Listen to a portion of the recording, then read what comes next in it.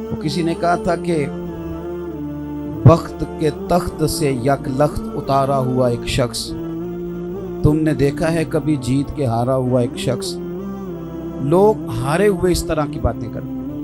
نبی پاک صلی اللہ تعالیٰ علیہ وسلم نے نا لوگوں کو عزت دی، حضور کا مزاج تھا عزت دینے کا۔ حضرت بلال حبشی رضی اللہ تعالیٰ عنہ کا رنگ مبارک کالا تھا،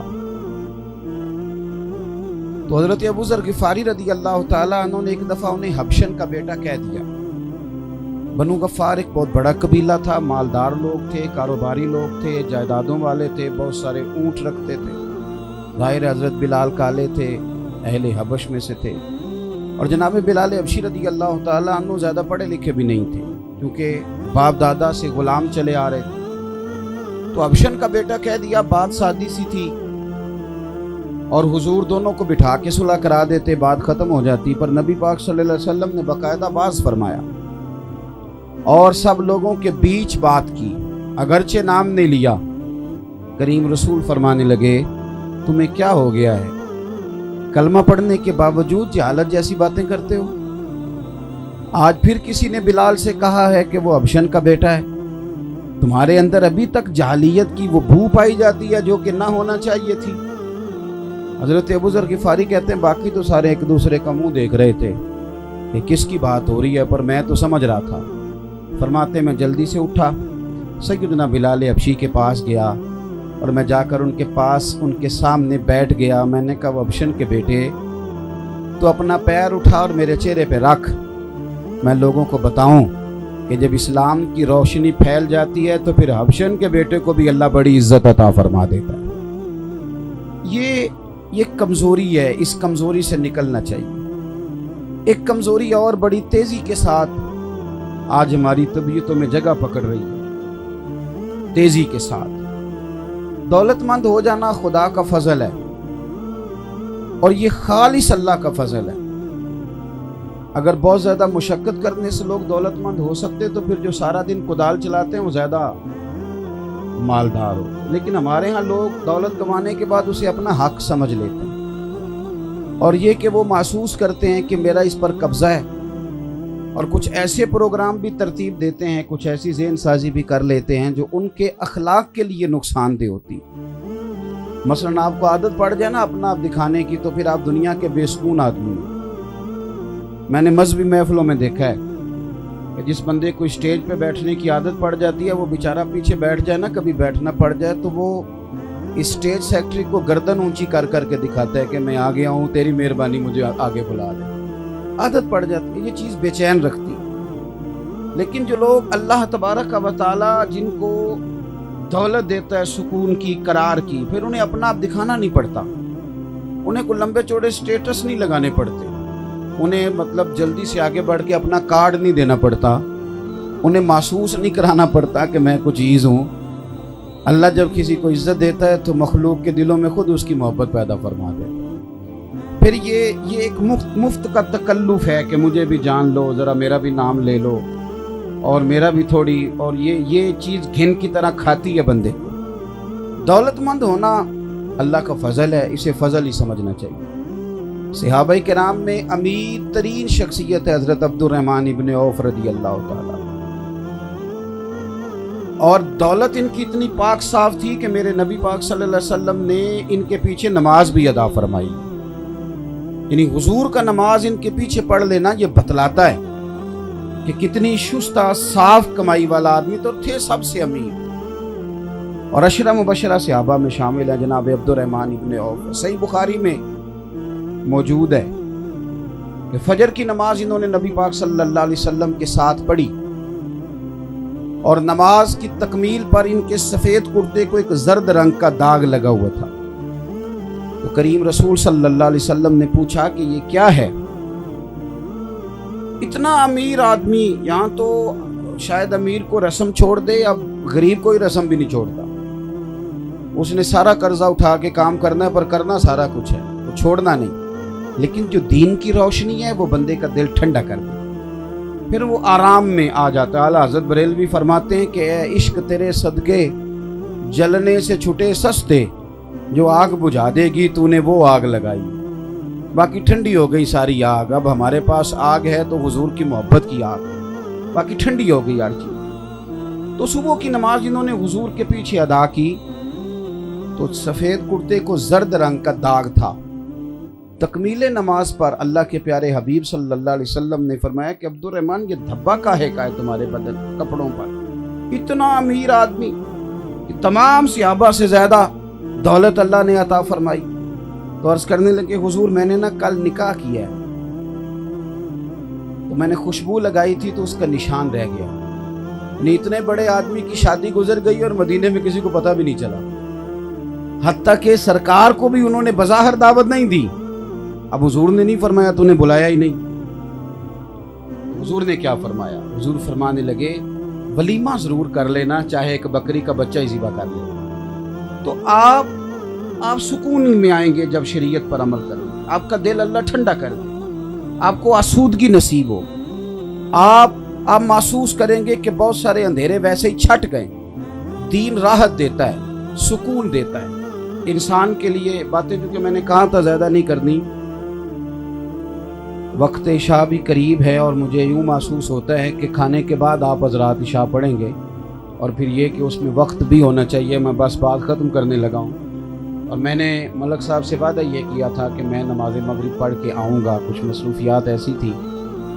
बहरहाल बात तो एक भी काफ़ी होती है समझने के लिए। हज़रत अनस बिन मालिक की रवायत है और ये रवायत भी बुखारी में। हमारे यहाँ ना आप यकीन करें, अभी मैं आ रहा था, ये दो गार्ड मेरे साथ मिल गए, अल्लाह ताला इनको जज़ाए खैर दे।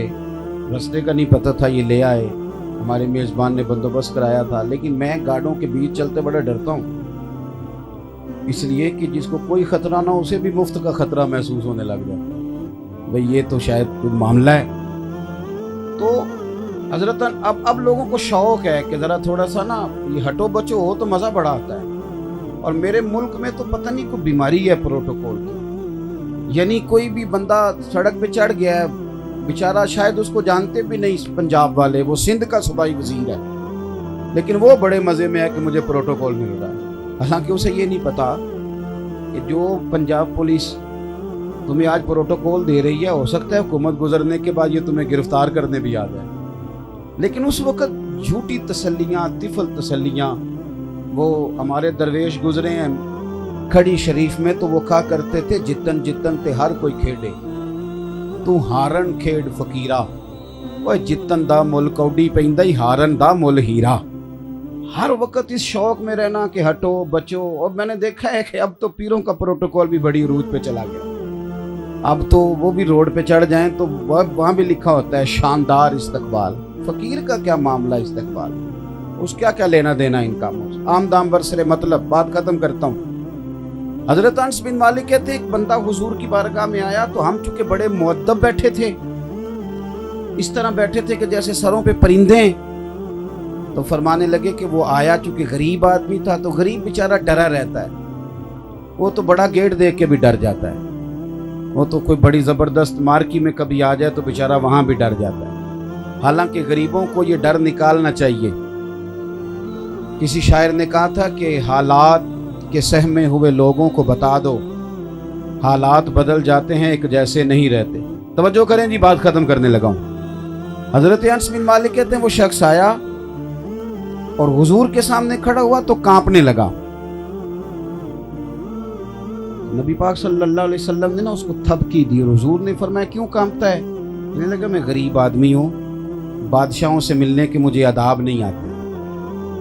तो अरब के सरबराहान का ये हाल है कि कोई बात नागवार गुजरे तो दुर्रे भी मरवाते हैं। तो कांप रहा हूँ कि कोई ऐसी बात ना हो जाए अब नाराज हो जाए।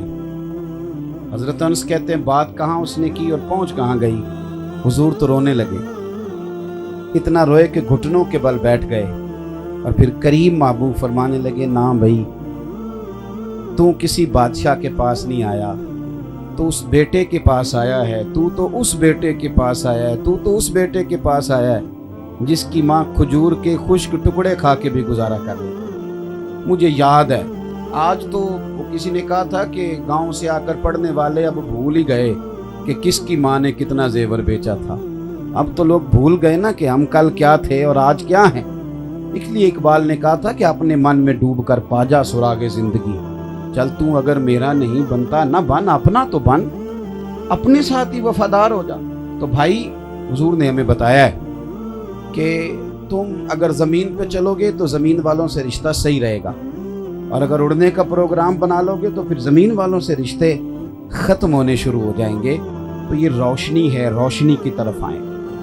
آپ عزت وہ والی تلاش کریں جو رب کریم عطا کرتا ہے۔ آپ اپنی زندگی عاجزی کے ساتھ گزاریں گے تو آپ کو خود محسوس ہوگا کہ اللہ نے سکون دے دیا۔ اور سادہ زندگی ویسے بھی آسان ہوتی ہے۔ جو ہمارے بچے 4000 روپیہ لگا کے بال سیدھے کراتے ہیں بڑے پریشان ہوتے ہیں کہ میں نے اتنے پیسے لگائے کسی نے دیکھا ہی نہیں، لیکن جو بیچارے سیدھے سادے لوگ ہیں ان کو پریشانی بھی کوئی نہیں ہوتی، اسی کسی دے کچھ بھی نہیں لگتے، نہ کوئی ساڈا دردی۔ جی دعا نہ کریں۔ چلے ایک بات اور کرتے ہیں، اللہ آپ کو جزائے خیر۔ ایک بات اسی تعلق سے اور آپ کی خدمت میں عرض کرنی ہے، اس پر بھی آپ تھوڑی توجہ فرمائیں گے، اس پر بھی تھوڑا غور کریں۔ ایک ہمارے ہاں اور بڑا معاملہ تیزی سے آگے بڑھ رہا ہے، اور وہ معاملہ ایک دوسرے کو برا کہنے کا۔ کسی بھی شعبے کا نام لے لیں نا ہم اپنے ملک میں، آپ پٹواری کا نام لے لیں تو کیا لوگ تعریف کرتے ہیں اس کی؟ پولیس والے کی، مولوی صاحب کی، پیر صاحب کی، تاجر کی۔ یعنی ہم نے نا اپنا سارا ملک بدنام کر لیا، سیاستدان کی۔ یعنی کوئی بندہ بھی ٹھیک نہیں، یہ تو ہو ہی نہیں سکتا، اس لیے کہ حضور کی حدیث ترمذی میں موجود ہے۔ نبی پاک صلی اللہ علیہ وسلم نے فرمایا میری ساری امت کبھی گمراہی پر جمع نہیں ہوگی۔ یعنی یہ ہو ہی نہیں سکتا سارے لوگ برے ہو جائیں۔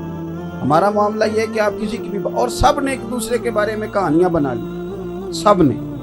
یعنی آپ نے نام لیا یہ بندہ کہاں کا ہے تو لاہور کا، کندے نہ کول بچیا جی لاہور، یہ بڑے ڈاٹے ہوئے، تو گجرانوالہ والے سارے ولی اللہ ہوتے ہیں۔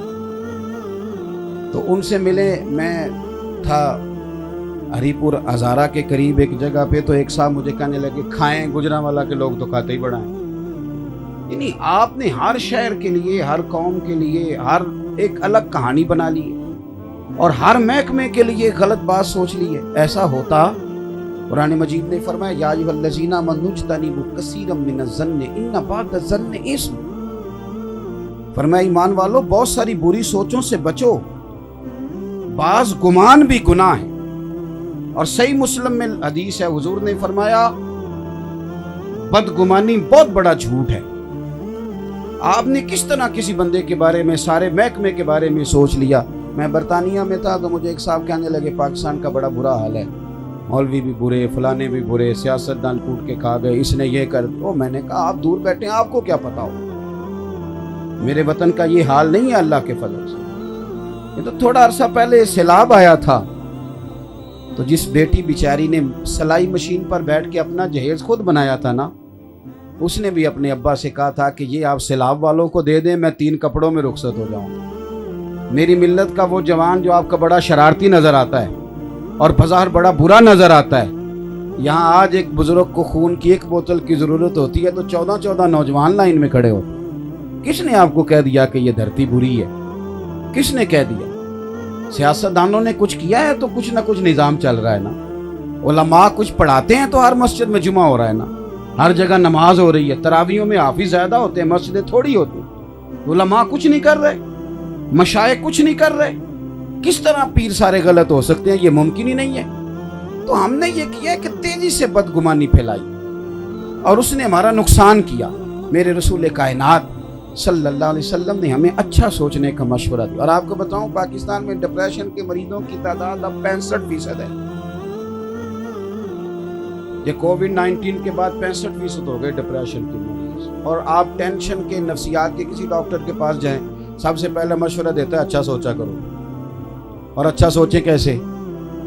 ہمارا تو ذہن بن گیا ہے کہ صرف میں ٹھیک ہوں، حالانکہ یہ ہو سکتا، یہ ممکن نہیں۔ حضرت شیخ بشر حافی رحمۃ اللہ علیہ نا بغداد میں ننگے پاؤں چلتے تھے، تو بغداد کا ایک تاجر کہتا ہے کہ سارا شہر عزت کرتا تھا، حالانکہ جانور بھی گوبر نہیں کرتے تھے، وہ ننگے پیر چلتے تھے، لیکن مجھے نہیں بابا اچھا لگتا تھا۔ بھئی آپ کو کیوں نہیں اچھا لگتا؟ کہنے لگے وہ جمعے والا دن صرف فرض پڑھتے تھے اور باقی نماز کے لیے چلے جاتے تھے۔ مسجد میں کون سی نماز ضروری ہے؟ باقی جو جہاں مرضی پڑھے۔ تو مجھے لوگوں نے سمجھایا کہ یار جب وہ جماعت سے نماز پڑھتے ہیں تو تمہیں کیا مسئلہ. ایک دن میں نے کہا چلو میں دیکھ ہی لوں بابا جاتا کہاں ہے. فرماتے ہیں وہ تاجر کہتے ہیں کہ میں نے جمعہ حضرت کے ساتھ پڑھا اور جب وہ فٹافٹ فرضوں کے بعد نکلے تو میں پیچھے ہو لیا. ایک دکان سے انہوں نے نان خریدے تو میں نے کہا اوہو مولانا کو بھوک نے ستایا تھا اس لیے یہ جلدی آ گئے, سنن اور نفل پڑھے ہی نہیں. تھوڑا آگے بڑھے تو انہوں نے ایک ہوٹل سے کباب لیے تو میں نے پھر کہا کہ ان کی عمر دیکھو اور ذائقے دیکھو. کہتے ہیں وہ جنگل کی طرف مڑے تو میں نے پھر کہا کہ اب بابا نا مریدوں سے چھپ کے یہاں سبزے پہ بیٹھ کے کھائے گا. لیکن تھوڑا سا وہ آگے بڑھے تو ایک مکان آیا, اس کی کنڈی انہوں نے خود اپنے ہاتھ سے کھولی اور سامنے جو میری نظر پڑی تو ایک فالج کے مریض بابا جی لیٹے تھے, ان کے منہ سے رطوبتیں نکل رہی تھیں. شیخ بشر حافی نے جلدی سے وہ کھانا رکھا اور پھر دوڑ کے پیالے سے پانی, مٹکے سے پانی پیالے میں ڈالا اور پھر اپنی پگڑی کا پلو کھول کے بھگو کے پہلے بابے کا منہ دھویا اور پھر پہلا لقمہ ان کے منہ میں ڈال کے کہنے لگے معاف کرنا جمعہ تھا, آنے میں دیر ہو گئی, ابھی تو میں نے سنتیں اور نفل بھی پڑھنے ہیں. وہ تاجر کہتے ہیں باہر کھڑا تھا, میری تو چیخ ہی نکل گئی, یہ کیا معاملہ ہوا. اب وہ مریض بولے بابا جی کہنے لگے بشر بس کر یار, 14 سال ہو گئے تو روز میری روٹی لے کے آتا ہے, اب تو میرے اپنے بھی مجھے چھوڑ گئے, تو کب تک آتا رہے گا. تو حضرت بشر حافی فرمانے لگے یہ سارے اللہ کے بندے جو میری عزت کرتے ہیں تو یہ میری کوئی عبادتوں ریاضتوں سے نہیں کرتے, میں تیری خدمت کرتا ہوں تو رب نے لوگوں کے دلوں میں میری محبت پیدا کر دی. وہ بھائی کچھ تو مجبوریاں رہی ہوں گی, یوں ہی کوئی بے وفا نہیں ہوتا. وہ تاجر کہتا ہے جب حضرت باہر آئے تو میں گلے لگ کے رویا. میں نے کہا حضور جس بات کو میں آپ کا نقص سمجھتا تھا وہ تو آپ کی سب سے بڑی خوبی نکل آئی, مہربانی فرمائیں, اچھا سوچے, بھلا سوچے, خیر کا سوچے. کسی بھی بندے کی ضرورت تھی تو میرے اللہ نے اسے پیدا فرمایا. مالک نے کوئی چیز بھی عبث پیدا تو ہمیں کیوں لوگ فضول نظر آتے. اللہ تبارک و تعالیٰ نے قرآن مجید میں فرمایا ہے کہ فَبِمَا رَحْمَةٍ مِّنَ اللَّهِ لِنْتَ لَهُمْ, فرمایا محبوب اللہ کی خاص رحمت ہوئی کہ آپ اپنے غلاموں کے لیے نرم دل ہو گئے. وَلَوْ كُنْتَ فَظًّا غَلِيظَ الْقَلْبِ لَانفَضُّوا مِنْ حَوْلِكَ, اگر آپ سخت دل ہوتے تو یہ بیچارے آپ کے پاس سے بکھر جاتے. خاص رحمت ہوئی کہ آپ نرم دل ہو گئے. نبی پاک صلی اللہ تعالیٰ علیہ وسلم کے قلب اطہر کو اللہ نے خاص نرمی امت کے حق میں عطا فرمائی. 20 درجنوں احادیث آپ کو اس عنوان کی ملیں گی کہ سرکار صلی اللہ علیہ وسلم نے فرمایا کہ میرا دل چاہتا تھا میرا کہ میں تم پر تہجد کی نماز ضروری قرار دے دوں, لیکن تمہیں تکلیف ہوگی تو میں نے اپنی چاہت نہیں دیکھی, تمہاری نیند دیکھی. فرمایا جی چاہتا ہے میرا لمبی نماز پڑھاؤں, لمبی نماز, لیکن جب امامت کر رہا ہوتا ہوں تو پیچھے کسی بچے کے رونے کی آواز آتی ہے تو حضور فرماتے ہیں میں پھر اللہ کی نماز کو مختصر کر دیتا ہوں. خاص نرمی سرکار کے قلب اطہر میں, خاص نرمی امت کے لیے, خاص قسم کا درد, غریب کا بھی, مجبور کا بھی, تنگ دست کا بھی, ان پڑھ کا بھی, گناہگار کا بھی. ہمارے ہاں اب جو سب سے بڑا مسئلہ ہے نا, لوگ سمجھتے یہ ہیں کہ درد صرف اس کا نام ہے کہ آپ یتیموں کے لیے, بیواؤں کے لیے, مسکینوں کے لیے کوئی سوسائٹی بنا دیں اور یہ کام آپ کر لیں تو یہی درد ہے. حالانکہ جو یہاں سارا کچھ ہو رہا تھا, مدرسے کی بات ہو رہی تھی, یہ بہت بڑا درد ہے.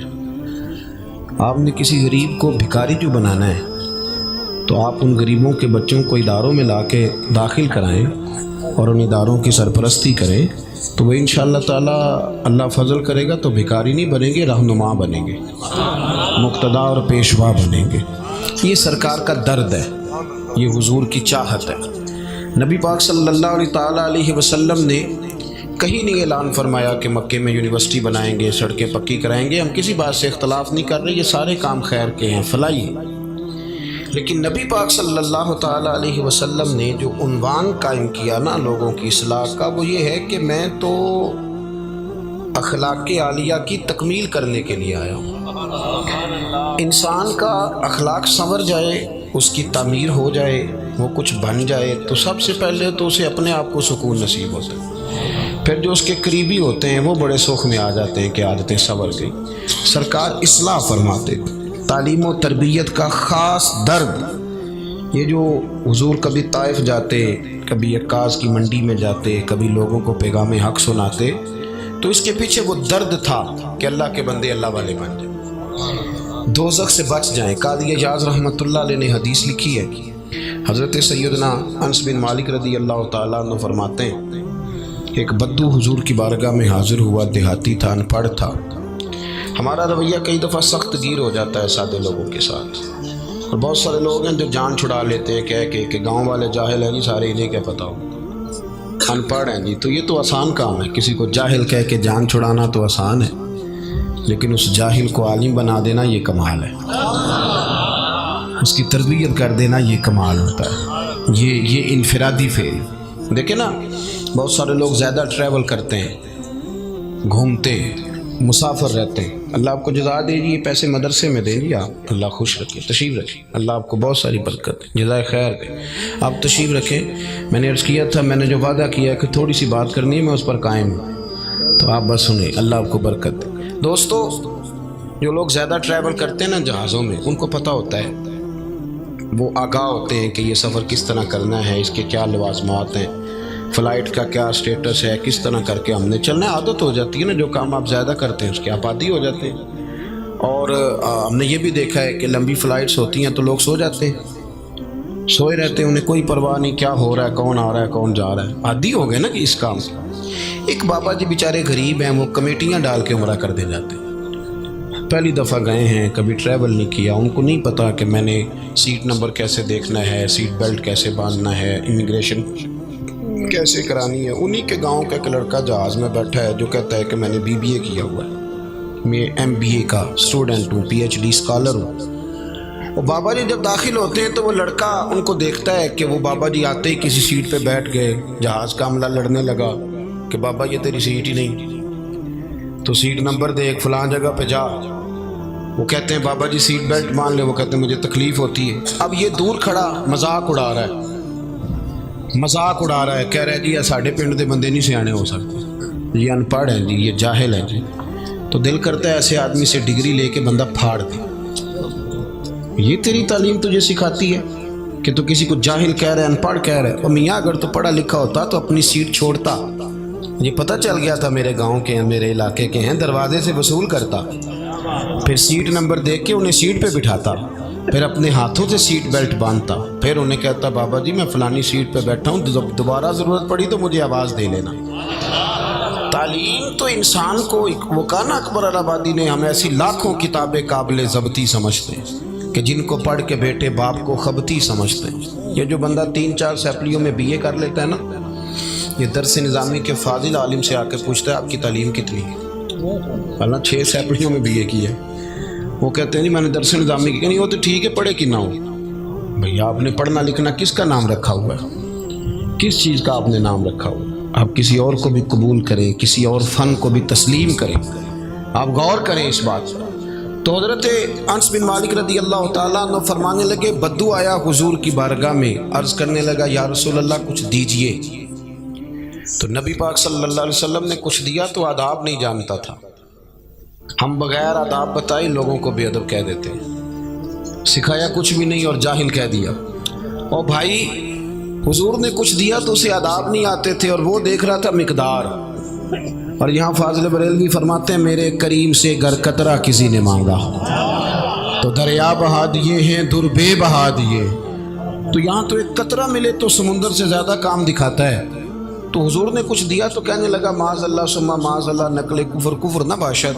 کہنے لگا میں تو بڑی تعریف سن کے آیا تھا، آپ نے تو کچھ بھی نہیں دیا۔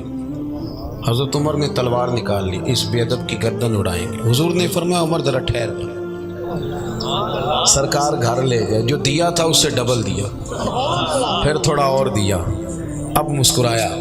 حضور نے فرمایا اب تیرا کیا خیال ہے؟ کہنے لگا طوفان میں ہوا اتنی تیز نہیں چلتی جتنی آپ کی سخاوت تیز چلتی ہے۔ فرمایا یہی بات میرے غلاموں کے سامنے جا کے کہہ دو گے؟ گویا حضور فرمانے لگے جب تم نے کہا تھا نا نہیں دیتے تو ان کے دل ٹوٹ گئے تھے، جب تم کہو گے نا بڑا دیتے ہیں تو ان کے دلوں کو ٹھنڈک نصیب ہو جائے گی۔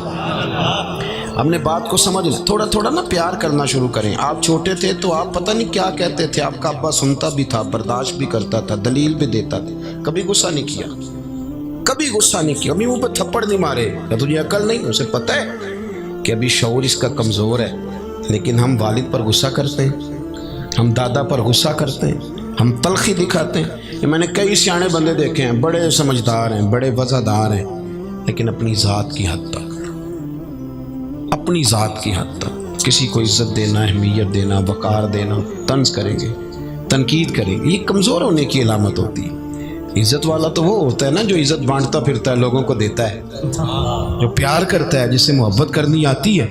نبی پاک صلی اللہ علیہ وسلم نے جب اس کو سرکار باہر لائے تو سرور کائنات علیہ السلام کے غلاموں کے چہرے دیکھ کے کہنے لگا، او میرے محبوب کے غلاموں، سخاوت سنی بڑی تھی پر دیکھی میں نے آج ہے۔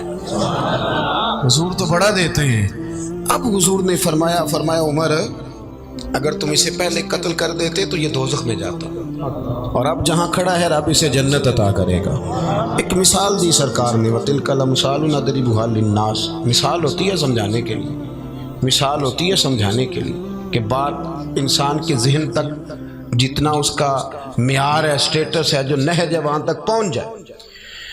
اللہ کے رسول صلی اللہ علیہ وسلم نے فرمایا، عمر میری اور تمہاری مثال، میری اور امت کی مثال اس آدمی کی مثال کی طرح جس کی اونٹنی بھاگ گئی تھی اور ناک سے نکیل نکل گئی تھی۔ بہت سارے لوگ اس کو پکڑنے کے لیے بھاگتے تھے، کسی کے قابو نہیں آتی تھی، کسی نے ڈنڈا مارا، کسی نے تلوار پکڑی، زخمی ہو گئی پر قابو نہ آئی۔ دوستو سننا، حضور فرماتے ہیں پھر اس کا اپنا مالک آ گیا، اپنا مالک۔ اس نے کہا پیچھے ہٹو، تم نے میرے جانور کا کیا حال کیا، تھوڑا سا چارہ زمین سے اٹھایا، اسے دکھایا تو اونٹنی دوڑی ہوئی ہے۔ اس نے اس کی پشت پر ہاتھ پھیرا، ناک میں نکیل ڈالی، اوپر سوار ہوا اور جاتی دفعہ کہنے لگا اونٹنی ہے میری، اسے سنبھالنے کا طریقہ بھی مجھے ہی آتا ہے۔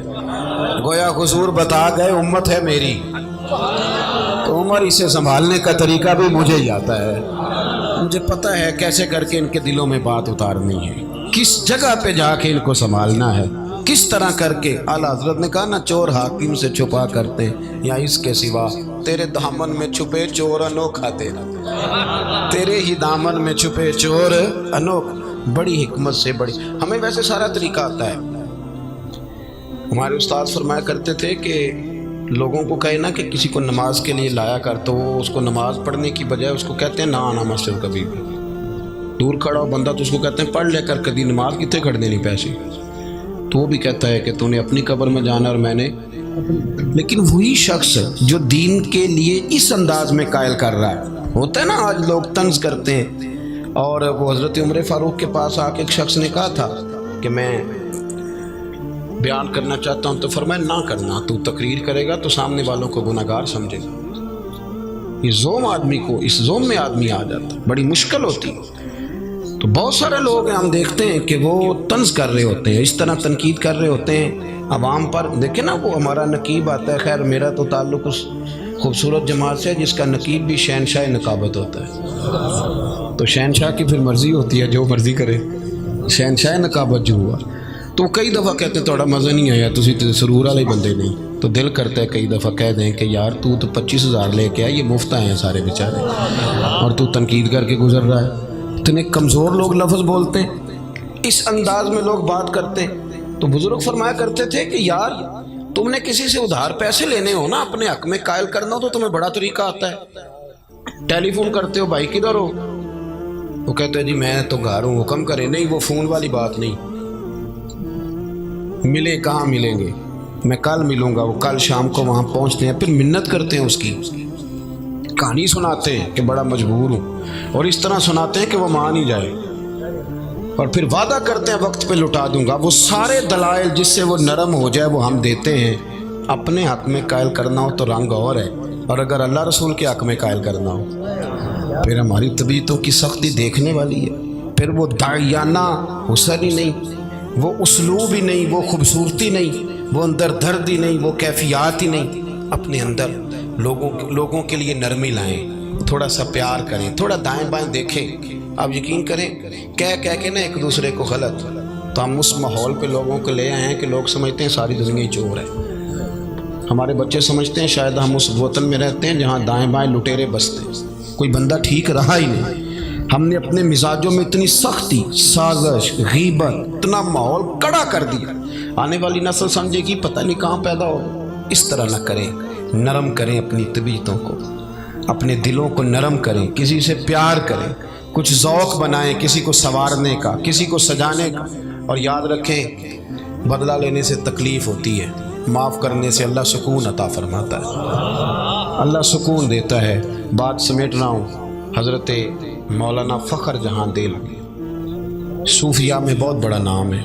हज़रत का बड़ा चर्चा हो गया था, बड़े साहिब बसीरत बुजुर्ग थे। आपकी ये करामत थी कि जो बंदा सामने आके खड़ा होता था ना, उसे बताना नहीं पड़ता था मेरे दिल में क्या है।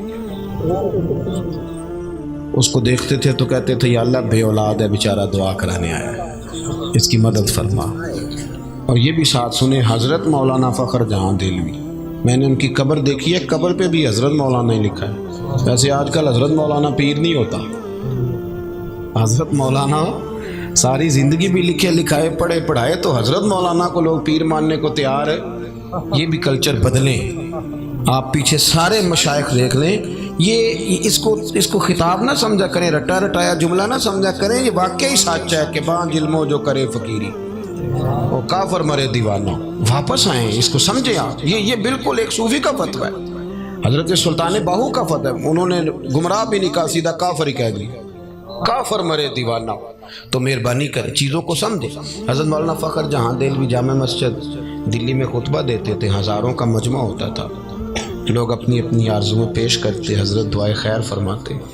बादशाह ने कहा ये मौलवी मजबूत हो गया तो मेरे लिए तो मसला खड़ा कर देगा। एक साजिश रची, एक तवाइफ को पैसे दिए तो उन्हें अदाकारी करनी।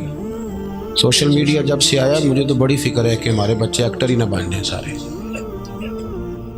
एक्टर ही ना बन जाए। हर बंदा कोई ना कोई अदा दिखा रहा है, माज़ल्लाह, या साफ़ी बनेंगे या अदाकार बनेंगे। भाई और भी गम है ज़माने में मोहब्बत के सिवा। पहले कोई किसी को बुजुर्ग समझता था तो कहता था मेरे लिए दुआ करना, अब कहता मेरे साथ खड़े हो जाओ, मैंने फ़ोटो खिंचानी है। ये दुआ लेने का मिजाज ख़त्म हो गया, फ़ोटो ही लेनी है जिसने भी लेनी। हज़रत मौलाना फ़खर जहाँ देलवी बहुत ज़्यादा शोहरत बढ़ी तो वो बादशाह ने कहा कि इसको बदनाम करो। और मखलूक बड़ी फ़नकार है, एक शायर ने कहा था कि ये तो काबे के अंदर से मिट्टी लेके बुत बना लेती। मखलूक तो फ़नकार है इस दर्जा के पल भर में संगे दरे काबा से भी असनाम तराशे। तुम कौन हो क्या चीज़ है दागे कबाबी, लोगों ने तो मरियम पे भी इल्ज़ाम तराशे। तो हज़रत उस तवाइफ को तैयार कर लिया, उसने सारी बातें रट ली। हज़रत जुमा पढ़ा के नीचे सीढ़ियाँ उतर रहे थे, सैकड़ों लोग थे दाएं बाएं। जब आप नीचे तशरीफ़ लाए तो वो बनी सजी संवरी आ गई। सलाम के फ़ौरन बाद यूँ कलाम करने लगी जैसे बड़ी पुरानी जानने वाली। तबीयत कैसी है, कमर के दर्द का क्या हाल है। फिर फ़ौरन कहने लगी कि वो रात आप आए थे तो खोटे से कहीं दे गए, अभी बाज़ार गई हूँ, दुकानदार ने लिए नहीं, मजबूरी ना होती तो इस वक्त कभी हाज़िर ना होती। वो जो दाएं बाएं मुरीद थे ना, वो जो कच्चे पक्के भी होते हैं ना मुरीद, अगर मैं कह दूँ ज़्यादा कच्चे होते हैं, तो वो शक शुबे में पड़ गए कि कभी बाबे से पूछा ही नहीं रात को कहाँ होता है। हम तो समझते थे मुसल्ला बात करता है तो ये किधर होता है, हज़रत कहाँ होते हैं। परेशान हो गए। सच्चा आदमी कभी परेशान नहीं होता, क्योंकि सच दुनिया में आया ही निखरने के लिए। अगर लोग गर्द उड़ाएं भी तो सच निखर जाया करता है। सच की अपनी बड़ी कुव्वत होती, उसमें अपनी बड़ी ताकत होती। हज़रत फ़खर जहाँ देलवी से कहने लगी ये खोटे सिक्के आप दे गए, कोई परेशानी नहीं, पूरा इत्मीनान। उन्हें पता था इज्जत रब देता है, कोई परेशानी नहीं। फ़ौरन फरमाने लगे बेटी, ओ मेरी बेटी, ओ प्यारी बेटी, तो इस तरह कर, खोटे सिक्के दे जा और असली वाले ले जा। और पुत्र दोबारा भी ज़रूरत पड़े तो आ जाना, फ़खर जहाँ का दरवाज़ा खुला हुआ ही मिलेगा। हम तो दुश्मन को भी पाकीज़ा सज़ा देते हैं। ये लफ्ज़ कहे और हज़रत तेज़ी से सीढ़ियाँ उतर गए। चंद मिनट सकते में रही, फिर दौड़ के हज़रत के कदमों में बैठी और चीख मार के रोई। कहने लगी और दिल्ली के दरवेश, तो किस कस्तूरी और संदल का बना हुआ है, میں تجھے بدنام کرنے آئی، اور میں وہ بی بی جسے کبھی کسی نے بیٹی بہن کے روپ میں پکارا ہی نہیں، دیکھا ہی نہیں، جس نے دیکھا میلی نظروں سے دیکھا، میں تجھے بدنام کرنے آئی تھی اور تو نے مجھے ہی بیٹی بنا لیا۔ میں نے تو سازش کا حصہ بن کے پیسے وصول کی اور مجھے بیٹی بنا لیا۔ یہ لفظ کہے اور پلو اٹھا کے چہرے پہ رکھا، کہنے لگی دلی والوں اب میں تمہیں بتاؤں گی فخر جہاں کی بیٹی کیسی ہوتی ہے۔ آج کے بعد میرے کوٹھے کو کسی طوائف کا گھر سمجھ کے نہ آنا، میں اسے مسجد بنانے کا اعلان کرتی ہوں، قیامت تک میرے مدینے والے محبوب کے نام کی اذانیں پڑھی جائیں گی۔ اگر آپ کے لہجے میں تھوڑا سا ٹھہراؤ آئے، تھوڑا سا اگر کوئی شعیب آئے میسر، تھوڑا سا ٹھہراؤ آئے، تھوڑا نہ نرم، آپ یقین کریں ہم تسلیم کرنے کو تیار ہی نہیں۔ میں اکثر گزارش کرتا ہوں دوستوں سے، میں کہتا ہوں جہالت اس لیے پھیلی کہ ہم نے علماء کے خلاف باقاعدہ پراپوگنڈا کیا، پورا زور لگایا، مذاق اڑایا۔ میں ان سیاستدانوں کو جانتا ہوں جو مذاق اڑاتے ہیں اپنی نجی محفل میں، علماء مذاق اڑایا۔ ہم نے خوفناک لوگ سمجھ کے ان لوگوں کو پیش کیا، ہم نے رویہ اتنا سخت رکھا، وہ ختم پہ بلا لیا بچوں کو اور ان سے کہا 2 پارے اور پڑھو، دیگ ابھی لیٹ ہے۔ یہ کبھی آپ نے کسی اور مہمان سے بھی کہا کہ 2 گھنٹے اور بیٹھو، دیگ لیٹ ہے؟ یہ آپ کیا کر رہے ہیں؟ ہم لوگوں نے ایک پورا مزاج بنایا تو اس کا نقصان کس کو ہوا؟ اس کا نقصان ملی ہوا، قومی ہوا۔ تیزی سے جہالت پھیلی، سینکڑوں کی تعداد میں طلاقیں ہوتی ہیں، سینکڑوں کی، اور وہ بچہ جو ایم فل کا سٹوڈنٹ ہے اس کو بھی یہ نہیں پتا کہ 3 طلاقیں میں نے دینی نہیں، میں نے 1 دینی ہے اگر غصہ آ بھی گیا، کیونکہ ہم نے دور کر دیا علماء سے، گیپ ڈال دیا۔ لوگ اس طبقے کو دیکھیں نا، روز بحث ہوتی ہے اسمبلی میں کہ مولوی پروفیسر نہیں بنتے، انجینئر نہیں بنتے، مدرسوں والے ڈاکٹر نہیں بناتے۔ تو میرا یہ سوال ہے کہ آپ کالجوں میں مولوی کیوں نہیں بناتے؟ یونیورسٹی کے اندر مولوی کیوں نہیں بنتا؟ میری بات کی سمجھ آ رہی ہے؟ یہ باقاعدہ ایک اسپیشلائزیشن ہے، یہ ادارے کے اندر مفتی بننا، تخصص کرنا، حدیث پڑھنا، یہ باقاعدہ ایک اسپیشلائزیشن ہے۔ آپ نے کبھی یہ کہا ہے کہ میڈیکل کا اسٹوڈنٹ انجینئر بھی بنے؟ وہ ڈاکٹر بن رہے، ایک الگ شعبہ ہے، ہم اس شعبے کو تسلیم کرتے ہیں۔ علماء جاتے نہیں دوائی لینے ڈاکٹروں کے پاس، ہم اس شعبے کو تسلیم کرتے ہیں، اس سے ٹائم لیتے ہیں، جا کے چیک اپ کراتے ہیں۔ تو اس ڈاکٹر کو بھی چاہیے نا کہ جب الجھ جائے تو کسی مفتی کے پاس آئے، آگے کہ حضرت دین اس بارے میں کیا رہنمائی کرتا ہے۔ لیکن ہم لوگوں نے گیپ ڈال دیا، اپنے دل کو نرم کریں اور دوسرے کو تسلیم کرنا سیکھیں اور دین کے لیے اپنی خدمات کو پیش کریں اور آگے بڑھیں اور دیکھیں کہ ہم کس طرح کسی بے نمازی کو نماز کی طرف مائل کر سکتے ہیں، کس طرح ہم لوگوں میں یہ شعور پیدا کر سکتے ہیں کہ دین ہماری اصل ہے، دین ہماری بنیاد ہے۔ دعا کرتا ہوں جو میں کہہ سکا اللہ قبول فرما لے۔ اللہم صلی علی سیدنا مولانا محمد معدن الجود والکرم وآلہ وبارک وسلم۔ اللہ ہماری حاضری قبول فرما، ہمارے گناہ معاف فرما، ہماری غلطیوں سے درگزر فرما، امت کے حق میں رحمت والے فیصلے فرما۔ جن دوستوں نے یہ بزم نور سجائی انہیں بہترین صلہ عطا فرما، جو تشریف لائے انہیں قدم قدم پہ راحتیں عطا فرما۔ مالک کریم، ہم جو کہتے ہیں، جو جانتے ہیں، جو سمجھتے ہیں، اس پر عمل کرنے کی بھی توفیق عطا فرما، ہمارے لیے عمل کا رستہ آسان بنا دے۔ مالک کریم، برما کے مجبوروں، کشمیر اور فلسطین کے مظلوموں کی مدد فرما، اس ادارے کو ترقیاں عطا فرما۔ اللہ ہم سب کا خاتمہ بالخیر بالایمان فرما۔ رب اغفر وارحم وانت خیر الراحمین۔